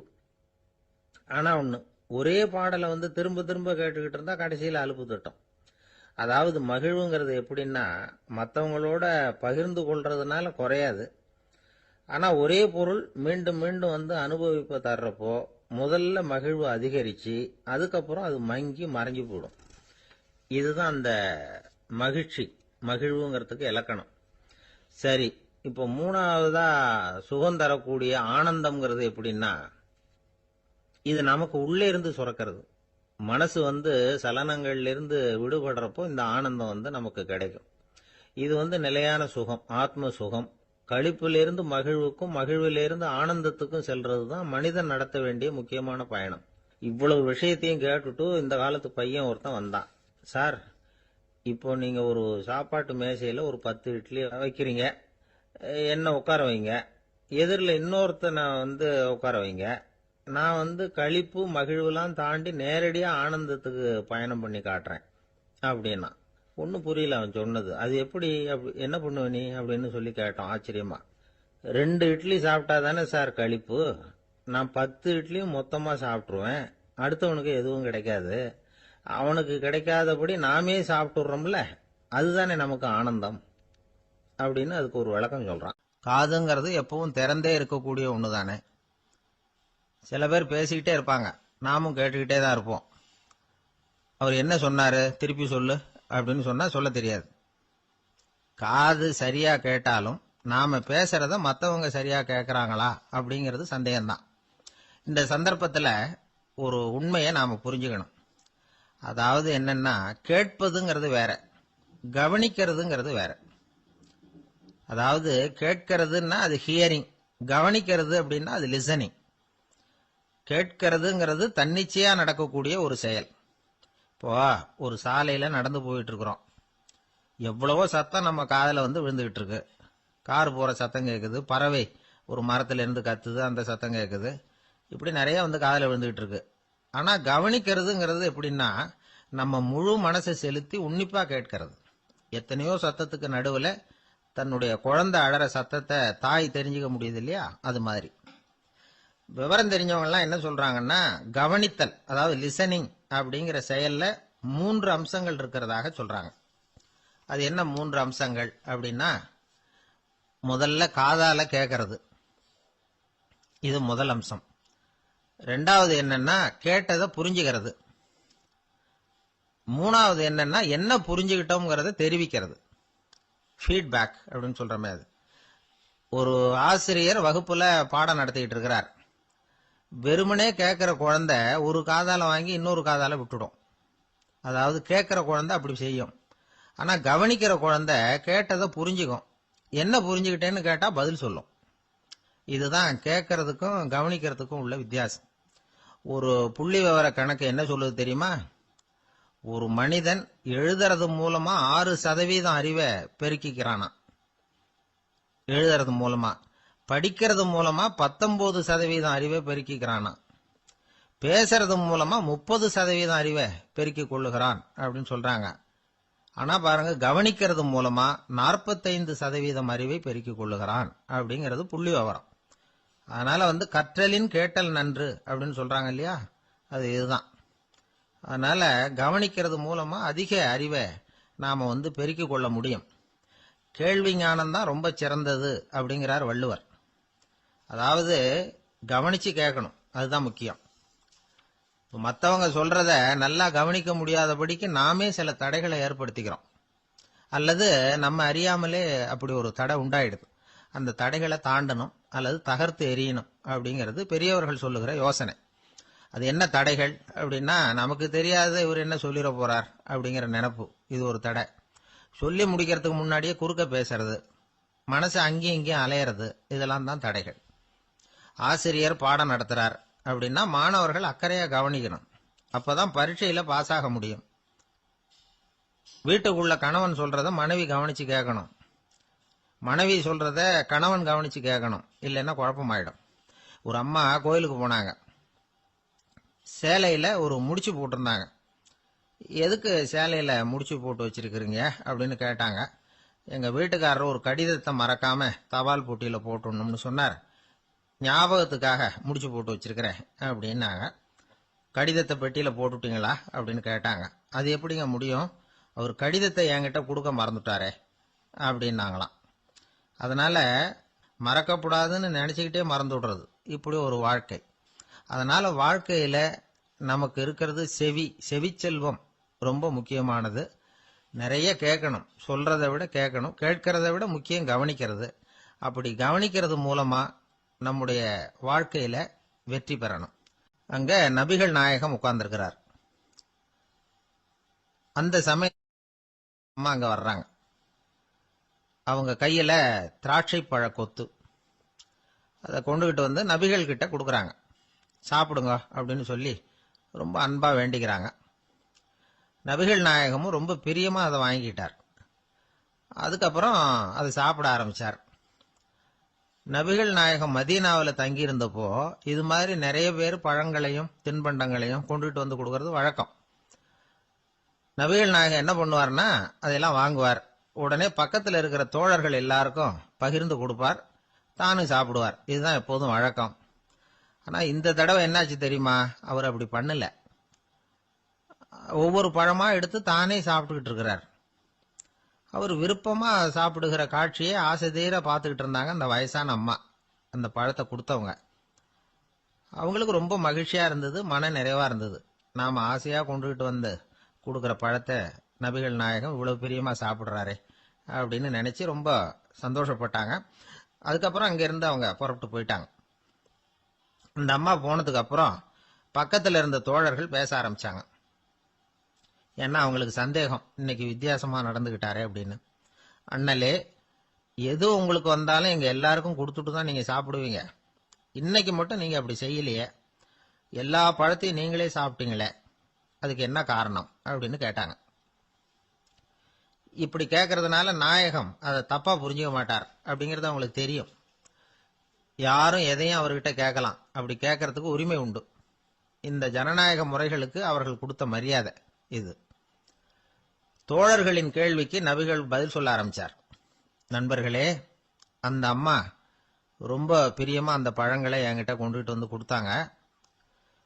முதல்ல ஒரு பழத்தை எடுத்து வாயில போட்டு பார்த்தேன். அது ரொம்ப புளிப்பா இருந்தது, சாப்பிடுறது ரொம்ப கஷ்டம். உங்ககிட்ட யாருக்காவது அதை கொடுத்திருந்தா அதுல வாயில போட்டதும் புளிப்பு தாங்காம முகம் சுழிச்சிருப்பீங்க. அதை அந்த அம்மா பார்த்துட்டாங்கன்னா வருத்தப்பட்டிருப்பாங்க. ஆசையா கொண்டுகிட்டு வந்து நமக்கு கொடுத்துருக்குறாங்க. அவங்க அன்பான மனசை நோகடிக்கிறதுக்கு நான் விருப்பப்படல. அதனால முகம் சுளிக்காம சாப்பிடணுமேங்கிறதுக்காகத்தான் அந்த பழங்கள் பூராவே நானே சாப்பிட்டுட்டேன் அப்படின்னு புன்முறுவலோட பதில் சொன்னாராம் நபிகள் நாயகம். இன்னொருத்தர் மனசு புண்படக்கூடாதுங்கிறதுக்காக புளிப்பையும் இனிப்பா ஏற்றுக்கொள்ளுகிற பண்பாடு இருக்கு பாருங்க, அது ஒரு பெரிய நாகரிகம். அது எல்லாருக்கும் சுலபமா வந்துடாது. நல்லா இருக்கிற பழத்தையே என்ன இவ்வளவு மோசமா இருக்கேன்னு சொல்லுகிறவர்கள் தான் நம்ம கிட்ட அதிகம். இந்த காலத்துல இல்வாழ்க்கையில இந்த நாகரிகத்தை சில பேர் கடைபிடிக்கிறது உண்டு. நல்லா இருக்க இல்லையோ முகம் சுளிக்காம சாப்பிட்டுருவாங்க. ஏன்னு கேட்டா, எதுக்காக சார் வீண் வம்பு, ஏதோ நமக்குன்னு கொடுத்து வச்சது அவ்வளவுதான் அப்படின்னு நினைச்சுக்கிட்டு போக வேண்டியது தானே அப்படிம்பாங்க. இவங்கெல்லாம் கூட ஒரு விதத்துல பண்பாடு தெரிஞ்சவர்கள் தான். இப்போ ஒரு ஆளு ஊரெல்லாம் சுத்தி விட்டு கடைசியில அழுத்து போய் ஒரு ஹோட்டலுக்குள்ள நுழைஞ்சானான். ரொம்ப களைப்பா இருந்தது அவனுக்கு. அதனால ரொம்ப களைப்படைஞ்சு போய் ஒரு நாற்காலியில போய் உட்காந்துருக்கிறான். இவனை பார்த்ததும் சர்வர் ஓடி வந்தார். சார், உங்களுக்கு என்ன வேணும்னு கேட்டார். எனக்கு தேவை 2 தோசையும் கொஞ்சம் அன்பான வார்த்தைகளும் அப்படின்னா. சர்வர் உள்ள போனார். 2 தோசையை கொண்டாந்து வச்சார். அன்பான வார்த்தை கேட்டனே அப்படின்னா இவன். சர்வர் ரொம்ப பணிவா குனிஞ்சி இவன் காதோரமா சொன்னார், ஐயா, இந்த தோசையை சாப்பிட்றாதீங்க, புளிச்சு போன பழைய மாவு அப்படின்னார். இது பாருங்க, அன்பான வார்த்தையும் 2 தோசையும் கேட்டார், கொண்டாந்து கொடுத்துட்டார். இப்படி இருக்கிறவர்களும் இன்றைய மனிதர்கள்ல அதிகம். அதனால மனிதர்கள் ஒவ்வொருத்தரும் ஒவ்வொரு விதம். நம்ம கிட்ட பிரியமா நடந்துகிறவர்கள் மனம் கோணும்படி நாம் நடந்து கொள்ளக்கூடாது அப்படிங்கிறது தான் நபிகள் நாயகம் அவருடைய செயல் மூலமா நமக்கு உணர்த்தி இருக்கிற வாழ்வியல் உண்மை. அவனுக்கு வயசாயிட்டுது. இந்த கவலை பயம் எல்லாமும் அதிகமாயிட்டுது. மரண பயம், ராத்திரியில சரியா தூங்க முடியல, இப்படி ஆயிட்டுது நிலைமை.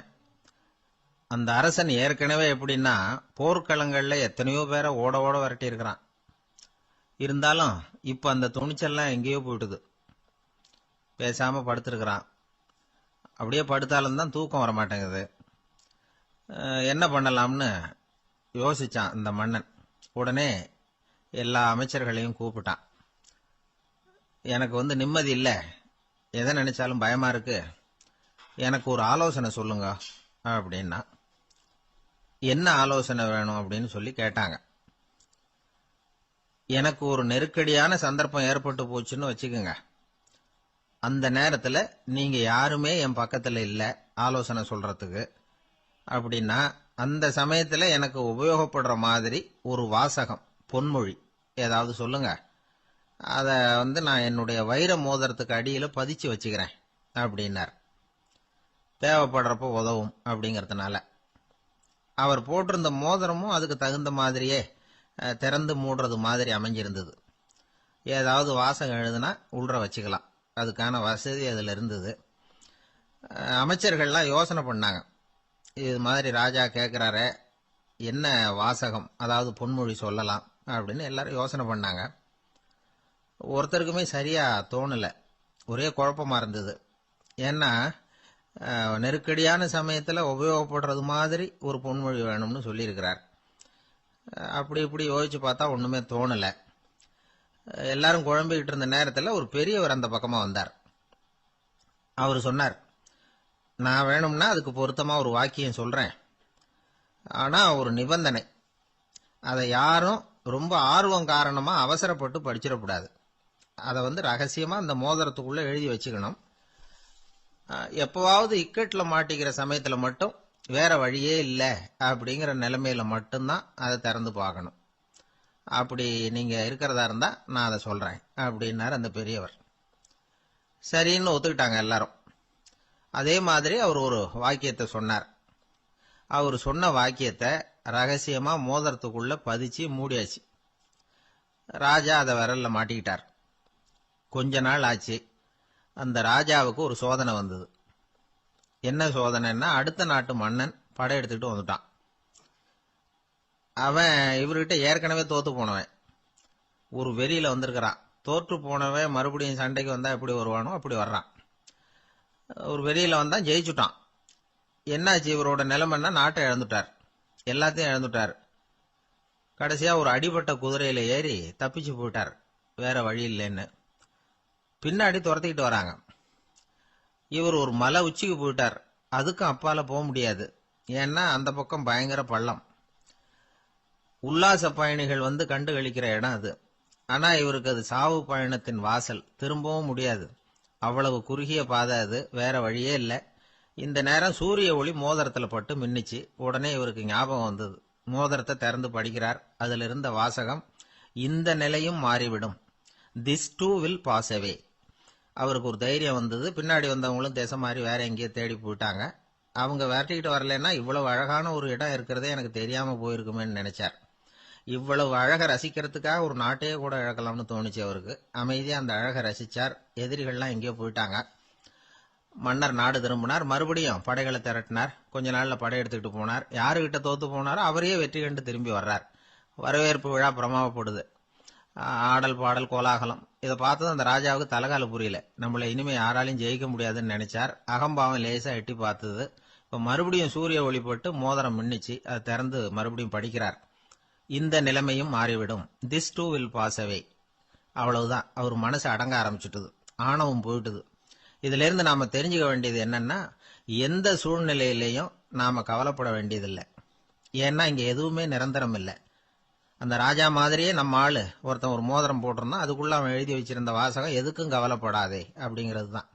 ஒரு நாள் பயங்கரமான கவலையோட உட்காந்துருந்தான். பக்கத்துல இருந்தவங்க சொன்னாங்க, இது மாதிரி சந்தர்ப்பத்துல தான் நீ உன் மோதிரத்தை திறந்து பார்க்கணும்னாங்க. இவனுக்கு கவலையோட எரிச்சலும் சேர்ந்துகிட்டது. அது எப்படி முடியும், இப்ப திருட்டு போனது என்னோட அந்த மோதிரம் தானே அப்படின்னு சொல்லிவிட்டு தலையில கை வச்சுட்டு உட்காந்துட்டான். இப்படிலாம் சொல்றது உண்டு. இருந்தாலும் நாம எந்த சூழ்நிலையிலையும் கவலைப்பட வேண்டியதில்லை அப்படிங்கிற உண்மையை புரிஞ்சுக்கணும். அப்படி கவலைய வெல்றதுக்கான வழி தெரிஞ்சுட்டதுன்னா வாழ்க்கையில வெற்றி நிச்சயம். ஒருத்தர் வேகமா நடந்து போறார். கடத்தெருவுல ஒரு ஸ்வீட்டு கடையை பாக்குறார். உடனே சடன் பிரேக் போட்டது மாதிரி நிக்கிறார். ஒரு ஸ்வீட் வாங்கி சாப்பிடலாமேன்னு மனசு சொல்லுது. டாக்டர் வேணாம்னு சொல்லியிருக்கிறார், உடம்புக்கு ஒத்துக்காது, அதனால அது வேணாம்னு சொல்லுது அறிவு. இவர் மனசு சொல்றத கேட்கல, அறிவு சொல்றபடி கேட்கிறார். அதனால மறுபடியும் வேகமா அங்கிருந்து நடந்து போயிடுறார். அவர் நல்ல மனுஷன்.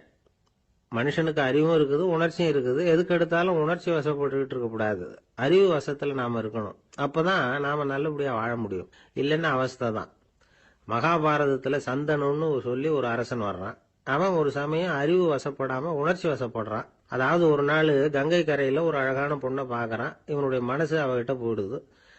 அவளை கல்யாணம் பண்ணிக்கிறதுக்கு ஆசைப்படுறான். அந்த பொண்ணு சரின்னு சம்மதிக்கிறா. ஆனா ஒரு நிபந்தனை போடுறா. அந்த நிபந்தனைக்கு சம்மதம்னு சொன்னாதான் உன்னை கல்யாணம் பண்ணிக்குவேன்னு சொல்றா. சரி, அவ போட்ட நிபந்தனை என்ன தெரியுமா? இது மாதிரி, நான் உங்க மனசு புண்படுற மாதிரி எந்த காரியம் பண்ணாலும் நீங்க என்ன ஏன்னு கேட்கக்கூடாது, நான் செய்யற காரியத்தை தடுக்கவும் கூடாது. அப்படி நீங்க செஞ்சா அடுத்த கணமே நான் உங்களை பிரிஞ்சு போயிடுவேன். இதுதான் அந்த பொண்ணு போட்ட நிபந்தனை. சந்தன அரசன் இந்த நிபந்தனையை ஒத்துக்கலாமா? இதை அறிவுபூர்வமா யோசிச்சிருந்தா இதுக்கு கட்டுப்பட்டுக்க மாட்டான். இந்த நிபந்தனைக்கு நான் சம்மதிக்க மாட்டேன்னு தான் சொல்லியிருக்கணும்.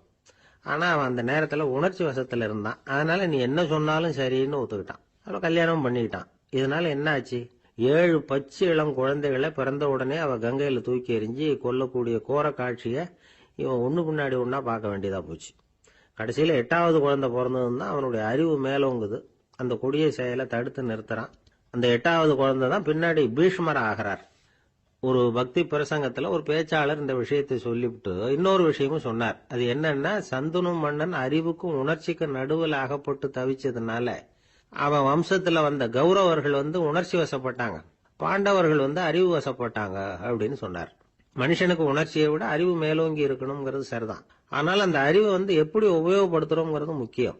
ஒருத்தர் சொன்னார், சார் இன்னைக்கு கோயம்புத்தூர்ல ஒரு கல்யாணம், அதுக்கு நான் போக முடியலையேன்னு நினைக்கும் பொழுது மனசுக்கு ரொம்ப வருத்தமா இருக்குது சார் அப்படின்னார்.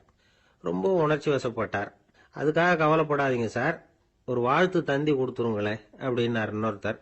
அது எப்படி சார் முடியும்னார் அவரு. நான் தானே சார் கல்யாண மாப்பிள்ளை அப்படிங்கிறார் அந்த ஆள். ஒரு பல்கலைக்கழகம், அங்க ஒரு இலக்கிய பேராசிரியர், அவர் பாடம் நடத்திட்டு இருந்தார். ராபர்ட் பிரௌனிங் எழுதிய கவிதைகளை பத்தி சொல்லிட்டு இருக்கிறார். மாணவர்களும் ரொம்ப அக்கறையா அதை கேட்டுக்கிட்டு இருக்கிறாங்க.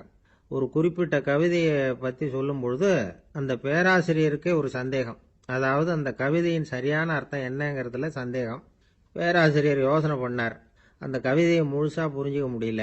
அதனால மாணவர்களை பார்த்து சொன்னார், மாணவர்களே ஒரு நாள் பொறுத்துங்க, இந்த கவிதையை எழுதின கவிஞர் எங்க வீட்டுக்கு பக்கத்துல தான் இருக்கிறார்.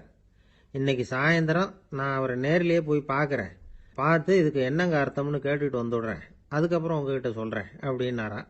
அன்னைக்கு சாயந்தரமே அந்த பேராசிரியர் கவிஞரை தேடிக்கிட்டு போயிட்டார்.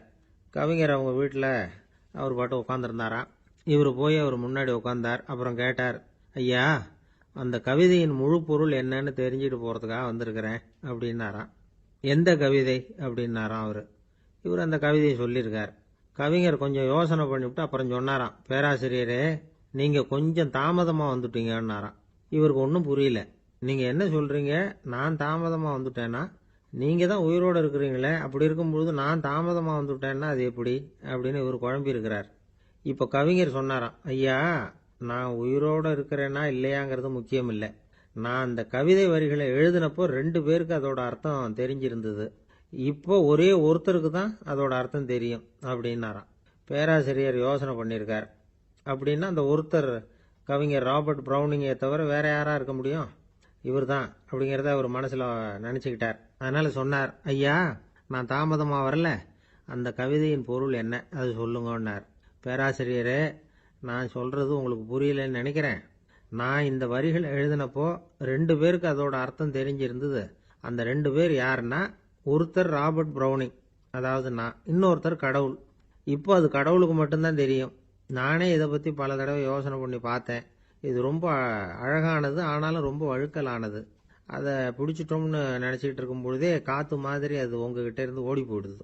எனக்கு ரொம்பவும் வருத்தமா தான் இருக்குது. நிச்சயமா நான் தான் இந்த வரிகளை எழுதியிருக்கிறேன், அதுல அர்த்தம் இருக்குங்கிறது எனக்கு தெரியும், அதை நான் உணர்றேன். ஆனா நீங்க என்னை மன்னிக்கணும், எனக்கே கூட அதை என்னால விளக்க முடியல. அப்படி இருக்கும் பொழுது உங்களுக்கு எப்படி அதை நான் விளக்க முடியும் அப்படின்னாரா அந்த கவிஞர். அனுபவிக்கப்படக்கூடிய எல்லாமே விளக்கப்படக்கூடிய ஒன்றல்ல, விளக்கப்படும் எல்லாமே அனுபவிக்கப்படக்கூடிய ஒன்றல்ல அப்படிங்கிறது ஞானிகளுடைய கருத்து. அதுக்காக தான் அந்த சம்பவம். வாழ்க்கையில் நீங்கள் தொடர்ந்து ஆய்வு செய்து கொண்டே இருக்கக்கூடிய விளக்கங்களை ஒருபோதும் அடைய முடியாத பரிமாணங்கள் இருக்கிறதுனால தான் அது அலுப்பு தட்டாமல் இருக்குது. உங்களால் நிறைய அனுபவிக்க முடியும், இருந்தாலும் நீங்கள் அனுபவித்து அறிந்த விஷயங்கள் கூட வார்த்தைகளால் விளக்கப்பட முடிவதில்லை அப்படிங்கிறது பெரியோர் சிந்தனை. இதெல்லாம் ஒரு பக்கம் இருக்கட்டும். நமக்கு தெரிஞ்ச பேராசிரியர் ஒருத்தர் 1 மணி நேரம் ரொம்ப விவரமா வகுப்பு எடுத்தார். கடைசியா சொன்னார், மாணவர்களே ரொம்பவும் எளிமையா விளக்கமா எல்லா விவரமும் சொல்லியிருக்கிறேன், அதனால இதுல உங்களுக்கு சந்தேகம் வர்றதுக்கு வாய்ப்பே இல்லை. இருந்தாலும் கேட்க வேண்டிய கடமை கேட்கிறேன். இதுவரைக்கும் நடத்தினதுல யாருக்காவது ஏதாவது சந்தேகம் உண்டா அப்படின்னு கேட்டாராம். எனக்கு ஒரே ஒரு சந்தேகம் தான் சார் அப்படின்னு எழுந்திரிச்சு நிக்கிறான் ஒருத்தன். என்னன்னு கேட்டாராம். இதுவரைக்கும் நீங்க என்ன பாடம் சார் நடத்துனீங்க அப்படின்னானா அவன். அம்மாக்காரங்களுக்கு அடிக்கடி ஏற்படுற கவலை ஒன்று உண்டு. அதாவது குழந்தை சரியா சாப்பிட மாட்டேங்குதே அப்படிங்கிற கவலை. இவங்கெல்லாம் ஒரு விஷயத்த நல்லா புரிஞ்சுக்கணும். குழந்தைகள்ங்கிறவங்க பெரியவங்க மாதிரி இல்லை. அவங்க கடிகாரத்தில் மணியை பார்த்துட்டு சாப்பிட்றதுக்கு உட்கார்ற ரகம் கிடையாது. பசிச்சா சாப்பிடுவாங்க, இல்லைன்னா விளையாடுவாங்க அல்லது தூங்குவாங்க. அது புரியாம அவங்கள கட்டாயப்படுத்தி அல்லது மிரட்டி சாப்பிட வைக்கிறது ரொம்ப தப்பு. ஒரு 8 மாச குழந்தைக்கு 3 மணி நேரத்துக்கு ஒரு தடவை பசிக்கும். அந்த நேரம் பார்த்து சாப்பாடு கொடுத்தா அடம் பண்ணாம அது பாட்டுக்கு சாப்பிட்றோம். அதே குழந்தைக்கு 1 வயசு ஆகிறப்போ 4 மணி நேரத்துக்கு ஒரு தடவை பசிக்கும். இந்த வயசுல இயற்கையாவே பசி குறைஞ்சிருக்கும். அது புரியாம என் குழந்தை முன்னாடி மாதிரி இப்ப சரியா சாப்பிட மாட்டேங்கிறான் அப்படின்னு சில பேர் டாக்டர் கிட்ட போய் சொல்லிக்கிட்டு இருப்பாங்க. இன்னொரு விஷயம், ஒரு குழந்தைக்கு வயசு அதிகமாகிற வேகத்துக்கு உடம்பு எடையும் அதிகமாகிக்கிட்டே போவாது. உடம்பு எடை அதிகமாகிற வேகம் குறைஞ்சிக்கிட்டே வரும். 6 மாச குழந்தைக்கு ஒரு வாரத்துல 150 கிராம் எடை கூடும். ஒரு வயசுல வாரத்துக்கு 71 கிராம் எடை கூடும். இது புரியாம அதிகமா சாப்பாட்டை கொடுத்து குழந்தைய கஷ்டப்படுத்தக்கூடாது. ஏன்னா அளவுக்கு மீறின உணவு அஜீரணத்தை உண்டு பண்ணிவிடும். குழந்தைக்கு ஒரு தட்டில் கொஞ்சமா ஆகாரத்தை வச்சு கொண்டுகிட்டு போய் கொடுக்கணும். மலை மாதிரி குவிச்சு வச்சா அதை பார்த்ததுமே பசி அடங்கி போயிடும். அடிச்சு மிரட்டி பயமுறுத்தி குழந்தைய சாப்பிட வைக்கிற பழக்கம் இருக்கு பாருங்க, அதுக்கு ஃபுட் ஃபோர்ஸிங் அப்படின்னு பேர். இப்படி பண்ணுனா குழந்தைக்கு சாப்பாட்டில் விருப்பம் குறைஞ்சிரும், அதை கண்டாவே வெறுக்க ஆரம்பிச்சிடும். அது மாதிரி உளம் சார்ந்த பசி குறைவு, சைக்கோஜெனிக் அனோரெக்சியா, அது ஏற்படுமா. சாப்பாடுங்கிறதே ஒரு தண்டனை மாதிரி தோணும். குழந்தைகளுக்கு பிடிச்ச மாதிரியான ஆகாரத்தை கொடுக்கணும். சத்து அதிகம் இருக்குங்கிறதுக்காக அதுக்கு பிடிக்காத ஆகாரத்தை கொடுத்து கட்டாயப்படுத்தக்கூடாது. குழந்தைகளுக்கு 2 வயசு ஆகிறப்போ இயற்கையாகவே எதிர்மறை குணம் உண்டாகும். அதாவது அந்த எதிர்மறையா பேசுறது. இது மாதிரி சமயங்களில் நாம் என்ன சொல்கிறோமோ அதுக்கு நேர்மாறாக நடந்துக்கும். ஏட்டிக்கு போட்டி. சாப்பிட சொன்னால் விளையாட போவோம், விளையாட சொன்னால் சாப்பாடு கேட்கும். இதை புரிஞ்சுக்கிட்டு நடந்துக்கணும். குழந்தை சொன்ன பேச்சை கேட்கலேன்னு கோவப்படக்கூடாது. குழந்தை வளர வளர பிடிவாத குணம் வர்றது சகஜம். கேட்டதை வாங்கி கொடுத்தாதான் சாப்பிடுவேன் அப்படின்னு பிடிவாதம் பண்ணும். வாங்கி கொடுத்து விடுறது தான் உத்தமம். நீங்களும் அதுகிட்ட பிடிவாதம் பண்ணிட்டு இருக்கக்கூடாது. ஏன்னா கேட்டது கிடைக்கலையேங்கிற ஏமாற்றம் கூட குழந்தையோட பசியை குறைச்சிரும். கேட்டது கிடைச்சுட்டா பசி அதிகமாகும். கொடுத்ததை மலமலன்னு சாப்பிட்றோம். குழந்தைகளுக்கு கண்ட கண்ட நேரத்தில் சாப்பிட்றதுக்கு எதையாவது வாங்கி கொடுத்துக்கிட்டு இருந்தா சாப்பாட்டு நேரத்தில் சாப்பிடாம அடம் பண்ண ஆரம்பிச்சிடும்.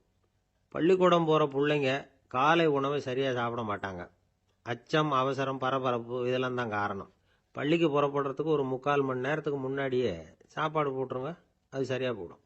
படிக்கிற குழந்தைகள் உடல் சோர்வு, மனச்சோர்வு இது காரணமாக கூட சாப்பிட மறுக்கிறது உண்டு. இப்போ உதாரணமாக சாயந்தரம் விளையாடி விட்டு வீட்டுக்கு வந்ததும் சாப்பிட சொன்னால் வேணாம்பாங்க. இது உடல் சோர்வு. ரொம்ப நேரம் வீட்டு பாடங்களை செஞ்சு முடித்த கையோடு சாப்பிட சொன்னாலும் அவங்களால சரியாக சாப்பிட முடியாது. இது உளச்சோர்வு, அதாவது மனச்சோர்வு. இதை தவிர குழந்தைகளுக்கு உடல் நலக்குறைவு ஏற்பட்டால் கூட சாப்பிட மறுக்கிறது உண்டு. சில மருந்து மாத்திரைகள் கூட பசியை குறைச்சிரும். அதனால் சரியாக தெரிஞ்சுக்கிட்டு குழந்தைகளை சாப்பிட வைக்கணும். அது புரியாமல் கையில் சாப்பாட்டு தட்டை வச்சுக்கிட்டு குழந்தைகளை விரட்டிக்கிட்டு அலையக்கூடாது.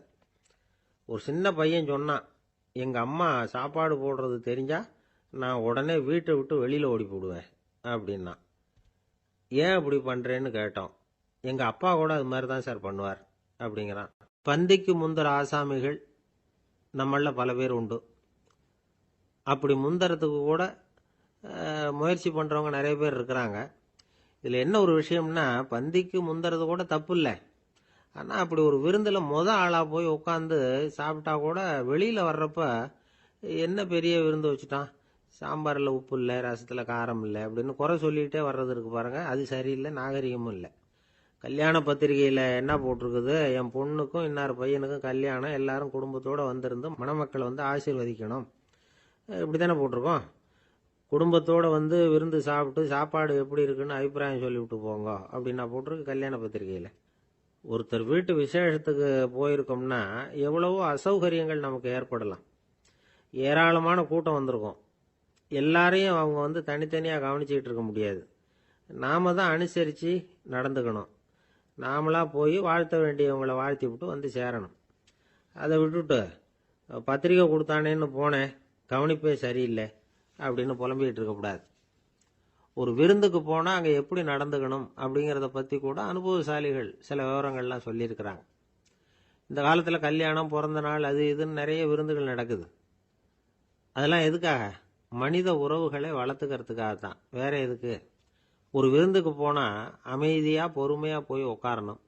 அடித்து பிடிச்சிக்கிட்டு இடத்த பிடிக்க போகிறேன் அப்படின்னு நிற்கக்கூடாது. முதல் பந்தி நடந்துக்கிட்டு இருந்தால் அது முடிஞ்சு இலை எடுத்து சுத்தம் பண்ணதுக்கு அப்புறம் போய் உட்கார்றது தான் நாகரீகம். இலை எடுக்கிறதுக்கு முன்னாடியே அங்கே போய் உட்காந்தா நல்லா இருக்காது. நீங்கள் சாப்பிட்டுட்டு உட்காந்துருக்கீங்களா, சாப்பிட்றதுக்கு உட்காந்துருக்கீங்களா, பார்க்குறவங்களுக்கு சந்தேகம் வந்துடும். அதே மாதிரி இலையில எல்லா ஐட்டமும் பரிமாறினதுக்கு அப்புறம் சாப்பிட ஆரம்பிக்கணும். ஒவ்வொரு ஐட்டமா வைக்க வைக்க நாம பாட்டுக்கு எடுத்து உள்ள தள்ளிட்டே இருந்தோம்னா எதை வச்சோம் எதை வைக்கலன்னு பரிமாறினவரே குழம்பி போயிடுவார். ஏன்னா எப்போ பார்த்தாலும் இலை காலியாகவே இருக்கும். சாப்பிட்றப்போ உங்க சாப்பாட்டையே நீங்க கவனிக்கணும். அடுத்தவங்க இலையில என்ன இருக்கு, பக்கத்தில் இருக்கிறவர் எதை அதிகமாக சாப்பிட்றார், இதெல்லாம் நமக்கு என்னத்துக்கு? எல்லாரும் சாப்பிட்டு முடிக்கிற வரைக்கும் பொறுமையா இருக்கிறது தான் நல்லது. நீங்க மட்டும் திடீர்னு பாதியில் எழுந்திருச்சு பக்கத்தில் இருக்கிறவங்களுக்கு சங்கடமா இருக்குமேங்கிறதெல்லாம் யோசிக்காம நீங்க பாட்டு எழுந்திரிச்சு போகக்கூடாது. பக்கத்தில் உள்ளவங்க உங்களை எழுந்திருக்க சொன்னா எழுந்திரிச்சு போகலாம். விருந்துகளில் சாப்பாட்டை வீணாக்கிறதே ஒரு நாகரிகமாக போட்டுது இந்த காலத்தில்.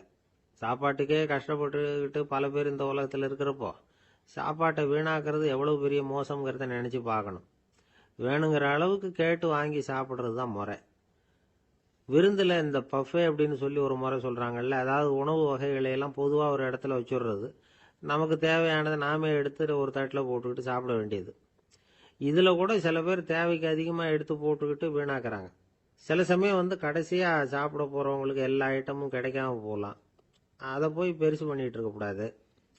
என்ன சார் இந்த அளவுக்கு கூடவா நாகரிகம் தெரியாம இருக்கிறோம், இதை போய் பெருசா சொல்ல வந்துட்டீங்களே அப்படின்னு நினைக்கலாம். ஒருத்தர் 2 பேருக்கு இந்த விவரம் தேவைப்படலாம். அவங்க காதலையும் இது விழட்டுமேங்கிறதுக்காக தான் இது. ஒரு பெரிய கல்யாண விருந்து நடந்துகிட்டு இருந்தது.